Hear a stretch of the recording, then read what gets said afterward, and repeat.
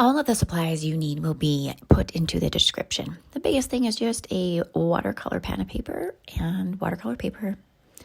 Here I'm using a watercolor paper to trace out a heart because that's going to be the main image that I'm going to use for the background of this art journal page. And to make it consistent, I want to use the template versus trying to draw a heart every time. So I'm just taking the heart and I'm tracing 5 hearts every time in different angles all across the page. And these are going to be the first shape that we are going to paint with our lightest shade of watercolor paint. I'm also tracing them to go off of the paper to look like the painting goes into infinity. I use the eraser to erase the dark pencil mark. And then I'm spritzing my watercolor palette and then choosing a color and making a lot of it in my paint tray because I don't want to have to go back and create the color every single time I want to paint a new heart. So I'm making this light pinkish wash for my very first shade. And I'm just going to go in and fill in each of the hearts that I traced. I like using watercolor because it gives a little bit of texture, a little bit of emotion. It never dries exactly the same way. And you can create some really fun depth with layering your watercolors, which is the whole point of this background. We are just going to keep layering on top of and on top of with a masking technique using our stenciled shape. As I'm painting these shapes, I am just allowing myself to quiet my mind and use this time as almost a creative meditation to think of nothing particular, think of the paint on the paper, trying to calm my nervous system and use this watercolor painting and coloring as a way to deal with my nervous system being overstimulated, and it's just a beautiful way to calm your body and your mind and let your subconscious guide you. Now we're going to add our second layer of our shape, and we're going to use our tracing cardboard to put the image behind the initial set of hearts. Make sure that you are varying the angles, having them pop out from behind. And the reason that I go with 5 every time is because that is like the number 1 rule in creating art. You want to use the rule of 3s. 3, 5, 7. It just always makes it look more balanced, but less mirrored, and also ensuring that I am going over that masking tape because you want it to look as though it's just trailing off. And I always like to try to remember to erase my marks before I add the watercolor. Now I'm creating a new color using the original color as well as another color to change the hue. One way to keep a color palette consistent is to use the same base color and then just add different colors to your base color. This is very monochromatic, so we're just adding a little bit more red to the pinky magenta watercolor paint.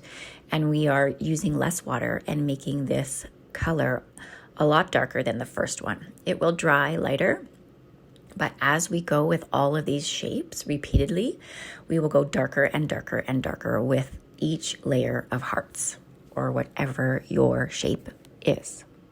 As you're painting your shapes, you want to make sure that they look like they're peeking out from behind the layer that you already put on. Some shapes I will overlap and you can choose how you want yours to look. But for these purposes, what we're trying to do is create layers and layers and layers, and that gets darker as you go further back.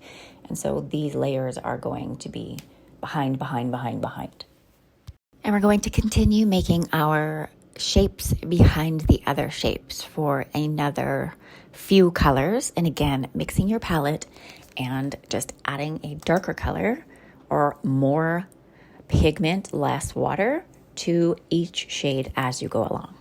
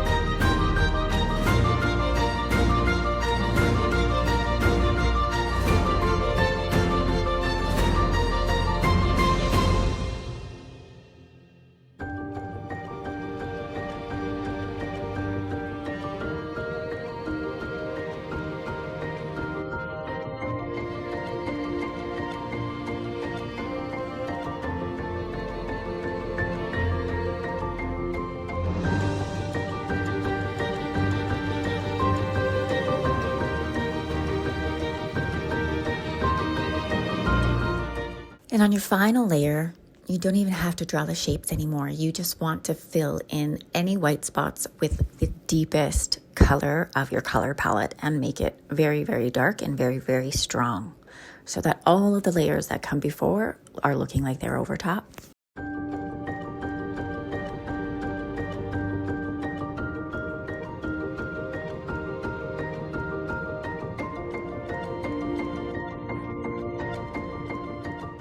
Once your layered multicolored background is complete, you want to make sure that it is absolutely dry. Our next step is to add the quote. I chose this quote to help motivate you and to remind everyone who creates that whatever you create does not have to be perfect. The act of creating is bravery in itself. The act of putting pen to paper, watercolor, paint to paper, writing in your journal, it is all a way to unlock your subconscious to help you process your current state of being. So you do not need to be an artist to heal. You can just make marks on a page and take time for dedicated self-care and help your body navigate big emotions by getting them out of your body and putting them onto the page. Art out equals art in. So here I'm just writing the quote out in pencil, and I'm going to go over it with the big black Sharpie. And I'm not making it perfect. It's going to be crooked. Some of the letters are not going to be perfect because this is our art journal. This is the space where we play and we learn about ourselves and we put all of our feelings on the page so that we don't have to carry them with us day in and day out.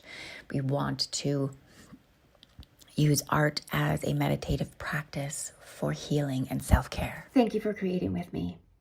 I hope you did the practice with me. I'll see you next time.